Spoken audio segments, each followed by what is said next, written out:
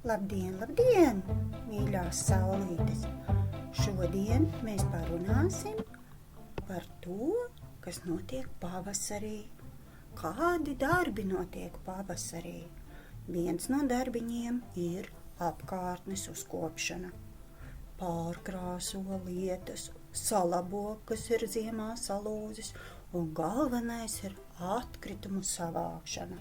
Atkritumus vāc visur, kā pļavā, tā pie jūras, mežā, pagalmā, pie upes, bet arī šeit ir svarīgi atkritumus sašķirot. Mazākus atkritumus sagrābi. Mājas uzkopšana. Mājas uzkopšanā piedalās visa ģimene. Var logus notīrīt kā bērni, tā pieaugušie.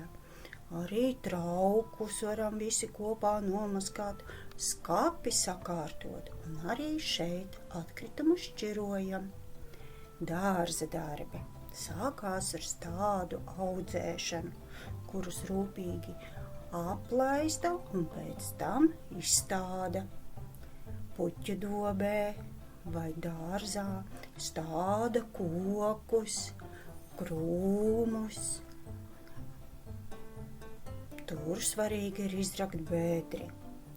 Puķu dobes ierīko, arī kartupeļus stāda.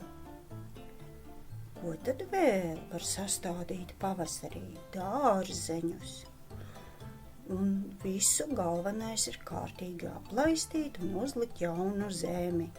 Vecos zarus kokiem nozāģē vai nogriež ar speciālām šķērēm. Kam tad ir ķerra domāta? Vizināties? Nē, tā ir priekš dārza darbiem.